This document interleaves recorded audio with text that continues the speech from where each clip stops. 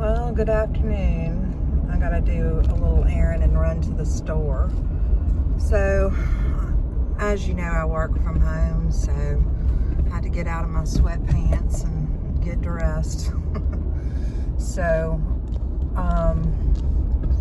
there's been a lot going on, and not all of it's been so nice. But what's so amazing to me is for all that know that we have been lied to, all they have to do is change the topic, and then all of a sudden they get in line again, like little lemmings, buying all the information, hook, line, and sinker, as truth. And back to arguing with those who have any alternate opinion about this new particular topic. And I find that disheartening. I find it frustrating. I find it logically nearly unexplainable. Because if you have a certain level of conscious awareness, I can't believe the blinders these people are able to put on and wear very comfortably. Kind of like some people wear the mask very comfortably.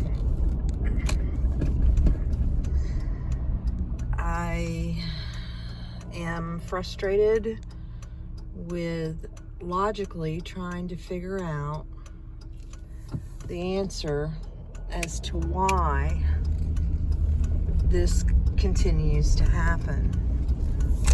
We could blame it on IQ level. Well, that doesn't work because we have them in all specters of life following. Even those without direct financial benefit, so I can't quite nail it to that. Basically, when it comes down to it, I mean, the unexplainable, just understand my background. I'm very, even though I'm an English major, I'm very strong when it comes to rational, analytical thinking. When it came to the LSAT, which I took, and I was accepted in law school, I just didn't go.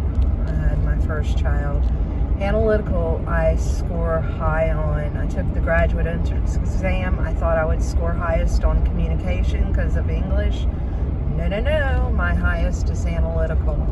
It makes sense as to why I made an A in logic with the nerd that carried a briefcase.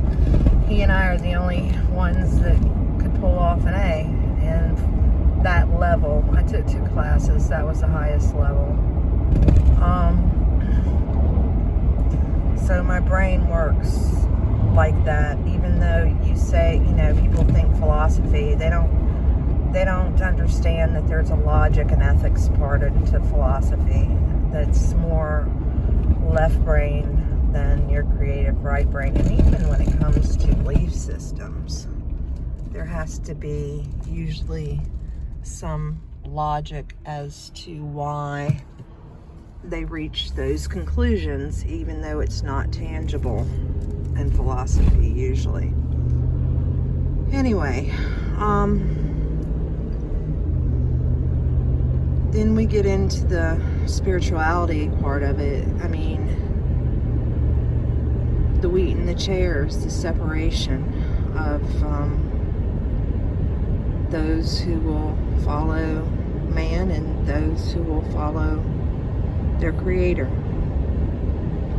And it seems to me logically that's what's happening, because when it comes to trying to put everybody into some sort of categorized thing, saying they have this, and this, therefore they think this way. It doesn't work that way. Nobody's following into a pattern necessarily. And you can't just say Republican or Democrat. You just can't say, their genetic background, their education. It can't, or male or female, just doesn't quite work. I mean, you can get a majority in that, but it's not breaking it down to every single individual.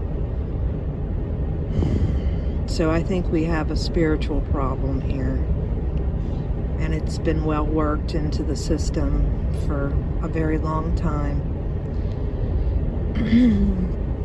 The day they made materialism beyond the point of necessities the focus of our lives, instead of spirituality and growth as humans, growth in our souls. I mean, where do you think great literature comes from? Where do you think great music comes from? And I'm talking about great music, like being able to write symphonies, music for your conductor to play for over an hour and you wrote it all. I mean, where are those people? Where are the great movie makers that they have original ideas? They're not just rewriting something that's already been done. Where are those people? They're sucked into the system, and they're not allowed to expand outside of what's accepted or what makes money. And what they push to make money, what is acceptable to make money, is not good. I mean, you could have an excellent rap song, and I mean excellent, like you could really have the music behind it like it's never been done before. You could have lyrics that are phenomenal with rhyme schemes and the iambic pentameter, I mean, perfect. But if your subject matter doesn't have to do with hoes and drugs and liquor and whatever else kind of debauchery they can get into the lyrics, if they started singing about nature and relating to each other as humans and things that are essential in life, love, happiness, kindness, heroes, I mean, positive things that would inspire children, things that would lead them in the right direction, it wouldn't make any money. So they wouldn't make any money. They'd tell them to get back to the drawing board. We're not gonna take the time nor the money to put that together. And so they flooded the market with trash in all aspects, in different genres of music. You come across a decent one every now and then, but not like it used to be. I mean, our songs in the 70s and even early 80s and things, I mean, some of those songs were like 7 minutes long. I mean, they told a story. Bands like Queen, I don't know if we'll ever see anything like that again. But I'm just rambling, and I'm almost to the store, so I will let you go. But we definitely have a separation of the wheat and the tares. And I don't think there's any reasoning with this.